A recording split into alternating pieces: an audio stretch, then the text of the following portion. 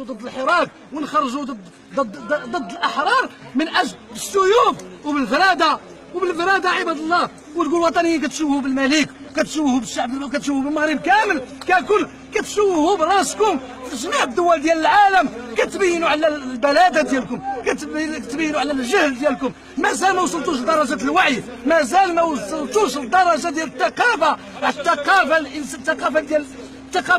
ديال الحوار، مازال ما وصلتوش. حنا ما كتعرفوش الحوار، كتعرفوا القمع، كتعرفوا غير الاستبداد. ثقافه الحوار ما كتعرفوش. هاد الناس هما ديال الحوار، هاد الناس كيقول لكم اجيو نتحاوروا، ما كيقول لكمش شكون اللي كيتعدى، واش هما اللي كيمشيو عند السلطه، واش هما اللي كيمشيو عند المخزن، واش هما اللي كيمشيو عند القوات. بل القوات القمعيه جات من كل المدن ديال المغرب من اجل قمع الشعب الريفي. حشومه، هادو راه مغاربه، هادو راه ولادنا، هادو خوتنا، هادو بحال ما كاينش الفرق.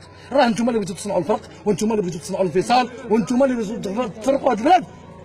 الشيعه حنا ما عندنا ما نديروا الشبيحه، ما عندنا ما نديروا البلطاجيه ديال مصر، ما عندنا ما نديروا الشبيحه ديال العراق. انتم بغيتوا تخرجوا عياشه ديال المغرب، هذا اسم اخر، هذا اسم اخر خرج.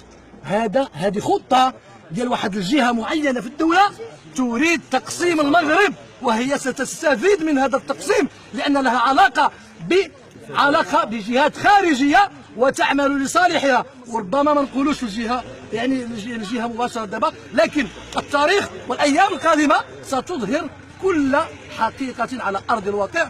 والسلام عليكم ورحمه الله. كان معكم الابداع عادل من انزور صامده. كنحييكم باسم منبر حياه المغربيه، كنحييكم تحيه النضال، وكنأيد شعب الريف في المطالب ديالو. وكنقول لكم بان اول مطلب قبل ما نفتحوا باب الحوار، قبل من كل شيء يطلقوا المعتقلين السياسيين، وعلى راسهم ناصر الزبزافي وجميع المعتقلين السياسيين. وسؤال الدوله المغربيه في شخص المسؤولين ديالها، اشنو ربحتي حاليا من محاصره او قمع هذه المنطقه، بالاضافه للتنكيل بالابناء ديالها، بالاضافه لهذه الاعتقالات. كنظن انك ما ربحتي والو. الصعيد الميداني لا زال مستمرا. هاد الناس ما بين عليهم لا خوف لا والو، ما كلوش ما ملوش ما خايفين، لانهم اصحاب حق. شكون اللي كل وشكون اللي يمل وشكون اللي عيا؟ كنظن هو البوليس، وكنظن هو المخزن، وكنظن هو الداخليه. لفتيت خصك تقدم استقالتك لانك حشمتي بينا امام العالم اجمع، المظاهرات في العالم اجمع، الصحافه العالميه كتشيد بالحراك، ماشي كتقول هذوك الناس انفصاليين او كيفاش كترفعوا انتم هذوك التقارير المغلوطه. شوهتوا لنا البلاد. فين هي حقوق الانسان؟ الانسان المغربي مستقبلا كيقول لكم ان شاء الله.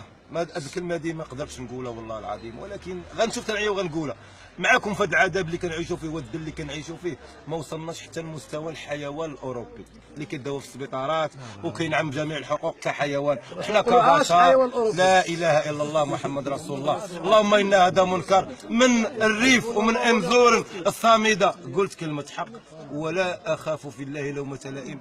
اللهم اني قد بلغت، اللهم فاشهد، اللهم انهم عصابه، اللهم انهم فاسدون، اللهم دمرهم كما دمرت من سبقهم يا رب. آمين.